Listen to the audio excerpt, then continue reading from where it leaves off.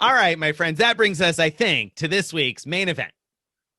I don't think it does. No, I I think skipped. I I skipped think we have Mattress to running the mattress numbers. run the Oh my numbers, right? goodness. Mattress running the numbers. How did I forget? Because We've this got week a we got juicy an topic. exciting one. Yeah. Yes, we do. We do. So Singapore Airlines has a new promo where if you transfer points in or earn points from certain partners, then for every 5 miles, like redeemable miles you get one elite mile.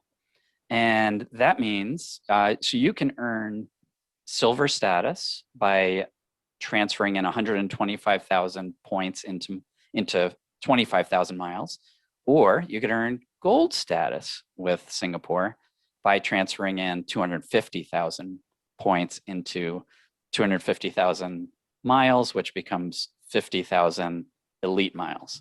So to be clear, if you transfer over the 250 or the 125 or the 250, you keep that many redeemable miles. We're just how many status miles you get. So you keep them for 36 months. For 36 months, right. And then they rip them away from you. And there's none of this ANA disappearing, reappearing business. It just disappears, right? Well, right. I mean, unless there's a new pandemic going on 36 months from when you do it. Let's hope not. So right, exactly. So yeah, so you could transfer over 250,000 points, and you would end up with 250,000 Singapore miles and Star Alliance Gold status. Right, right. So that's the question for today's Mattress Running the Numbers. Is it worth doing that? Should we grab United Gold status by transferring in 250,000 points? And just a little more information, you can transfer in 1-to-1 from, what is it, Amex, Chase, Citi, Brex, I think is one of them. I think so. Yeah, that was, I think I saw that, and there I was like, oh wow, that's right. Brex, is it? Yeah. What? Okay. And also you can transfer from Capital One. You probably don't want to, but you could transfer from Capital One. That's 2-to-1 though, I think. That's one of their that's one of their not quite as good transfer partners. Yeah. So I wouldn't recommend that. You could also do Marriott, which you could do to pretty much any at that 60K Marriott points to 25K airline miles ratio. Right. And that's also possible, but you probably don't want to transfer over 250,000 Singapore miles worth. You just may want to top up an account if you need to with whatever small amount you need at the end. So okay. So yeah, I mean, there's a lot of sources. Singapore is definitely one of the easiest programs to amass miles in, because you can transfer from so many sources. So what do you get if you get to gold status? If you get to Star Alliance Gold status, what is that even good for? What does that get you? Well, first of all, let me say that at least according to 1 Mile at a Time, the Singapore Gold status doesn't really get you much of anything, because they also have this other PFS club or something, I forget what it's called, that you have to belong to get the kind of perks that we're used to talking about when you have elite status. So let's just talk about Star Alliance Gold, which you do get if you do this. Star Alliance Gold gives you benefits when traveling on a Star Alliance carrier. So you can be traveling United or Lufthansa or anyone, and you'll get Star Alliance club-like access to their business class lounges. You get priority, check-in and boarding and this and that kind of thing like that. I don't remember. I think there's a handful of other things, but those are, I believe, the main things. There might, free check bag, I think you can get as well. Yeah. So it's actually decent. I mean, that's decent. If you're a United flyer, then, I mean, you would get United Club Lounge access, which, I mean, even if you have United Elite status, you don't get in the United States. Right? That's right. So you would get Club Lounge access at United and a free bag. You wouldn't need the United credit card to get your free bag, or if you've downgraded it to the fee-free card, you'd still get your free bag. So, I mean, that's not bad. That's pretty good. Of course, you'd have to put your Singapore number on whatever reservations you have in order to get those benefits, I believe. Yes. Now, I did that 40K to far away. I flew, I was using United miles to get as far away as possible with 40,000 points. And I used a lot of United miles for that trip. And so I was often flying Star Alliance carriers. I didn't this Singapore thing didn't exist at the time, but what I did was I did a United status challenge match thing where I got status with United for 90 days. That gave me Star Alliance Gold status. It didn't give me lounge access in the US, but I didn't need it here because I had priority pass access. Right. But it was super helpful in my layovers in Ethiopia, where I was there for quite a long time in both directions, and having that lounge access was absolutely huge. I mean, especially since we were counting every little penny, so I was able to get full meals out of those stops. So yeah, it is a real tangible benefit for those who fly Star Alliance economy, right? Because if you're flying business class anyway, you're going to get lounge access anyway. And that's true also free check bags.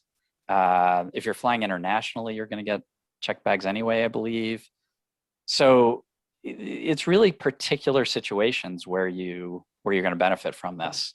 I think it's probably best, you mentioned before, people who just fly United enough to where it matters and probably have a United club in your home airport. I think that would be the ones who would get the most out of this. Yeah, I mean, people who are flying United enough that the check bag fees add up, but not enough that you're earning elite status with United, right? So, or you don't have Marriott Titanium, so you don't have United Silver from that or anything. So the bag fees add up in the club, like you said, club lounge access. Yeah, I mean, I think you almost have to base your decision based on the club access, because you could get the free bag. I mean, get it if you're flying enough for it to be worth it. Get a credit card. That'll pay for itself in no time. Right.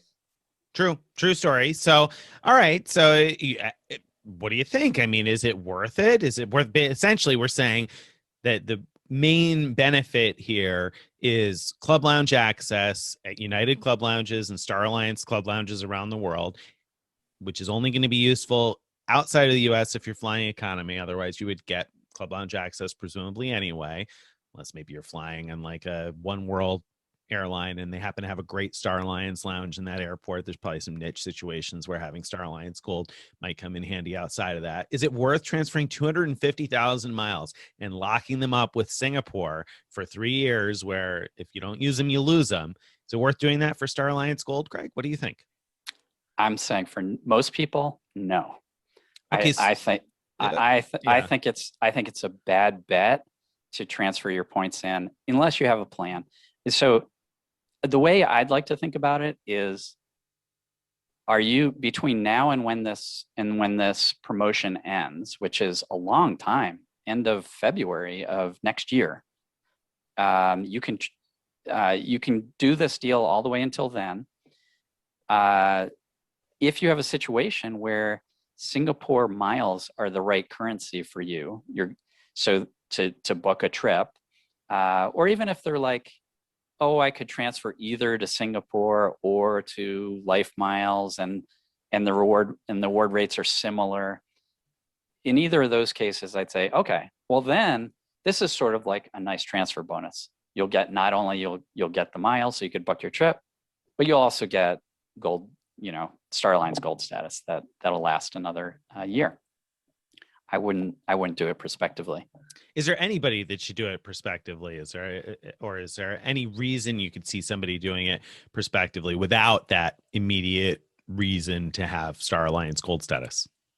Oh boy, I think you'd have to highly value the Star Alliance Gold status, like we were talking about before. You fly around enough that you would get value from the lounges, and you are certain that you're going to use those miles. Like, even if you don't have an immediate plan, you just know you travel enough and you'll be able to use the awards. And that actually is not an unlikely combination, right? Because if you already know you travel United enough to get value from the lounges, probably you'd say, oh, it's a good bet. I'll be able to book my United flights with my Singapore miles, and that'll be great. So what about for status challenges, status matches? I mean, is it worth doing? Like, so I looked at this and I perked up a little bit because I was like, oh, well, we did talk just last week about this whole Delta status match thing and trying to get Delta status or get on the fast track challenge for our global upgrade certificate challenge, and I thought to myself, "Ooh, well, if I pick up Star Alliance Gold status with Singapore, can I maybe find a way to leverage that into like American or Alaska, maybe, and then from there move my way on to Delta? Like, is there a play to parlay status here? And even if you don't value the Star Alliance Gold status all that much, might it be worth it to get on a fast track challenge with an airline that you do care about?" That's a really interesting idea. It's possible. I mean, have you looked at Delta, who Delta matches from? Maybe they match directly from Singapore. Most of the airlines just list U.S. programs. Delta, I looked at the other day, but before this, and they only listed U.S. programs, but they all list the caveat that this is not necessarily an exhaustive list. They basically give themselves an out to agree to match anybody they want to, right? But they don't show you what you're going to match over to. Though one would think, presumably, that Star Alliance Gold might do it. My thought is, I feel like it's probably more likely that I'll get Alaska to match that than Delta straight up. So I'd probably have to match to Alaska and then Delta. But I would start by trying Delta with the Singapore status, I imagine, and see what happens. If I were going to do all this anyway. So that's why it intrigued me. The United, I think right. So I'll revise my recommendation, which is no one should do it prospectively except for Nick. Except for me. And then only for science. Only in the name of science, guys. Only for the listener that's curious about how this stuff works. So I'm definitely thinking about it. I'm not. I don't value. I certainly think it'll be easier to. It should be easier to match you from Singapore Gold to Delta Gold somehow, even if it's roundabout, than from your current Spirit Gold. I mean, that's, hey, listen, don't just my guess. Don't look down your nose at my Spirit Gold status, Craig. I'm rocking it over here, and I'm going to try that first. So for the record, I'm going to try to match. Should be. I'd love to, listen in on a phone call with you and Delta saying, I have the top tier status. Top tier. It's got to be. So what do you give me? Give me a diamond challenge, right? Got to be a diamond challenge. Come on. I mean, how are you otherwise gonna steal me away from the clutches of Spirit Airlines? So, we'll see. We'll see. Which, just as an aside, I was kind of joking about diamond challenge because on Delta's website for the match, it doesn't list diamond as a possibility. Right. But United also did not list. I want to say their whatever, what is it called? Their Premier 1K. Premier 1K or something. The top. I don't know. I've kind of forgotten the details of the story, but the point is, someone that I matched to in the past matched me to a higher level than they advertised was even possible. Yeah. So you never know. So you don't know. Yeah. Never know. All right. Well, so Singapore, you're getting crazy on me, but Mattress running the numbers here, we're saying it probably doesn't make sense for most people, but I think it's kind of fun. So I may go for it, but I'm not going to hurry because I'm not flying anywhere yet. So I don't really need the status yet. And like Greg said, this promo is scheduled to go for a long time. One thing that I do find interesting here is that I read View from the Wings right up on this, and I totally agreed with what Gary said when he said that he thinks it's basically time for airlines, or he said for a while, it's time for airlines to recognize that some of their most profitable customers are those of us transferring in lots and lots of miles, because the mileage programs are a huge profit center and they want to reward the people that are earning them a lot of money. I think that this whole movement towards counting miles transferred in towards status is kind of interesting. And it's something that I hope we see at least from more of these foreign programs. I think the foreign programs are potentially even more interesting because, like we were saying here, you would get yourself United Club Lounge access, which you wouldn't get if you transferred points to United, or you flew United a lot and had United Elite status. You wouldn't get that. So we'll see. I hope to see more of that. Okay. Yeah. So that then I think does bring us. Now it's time.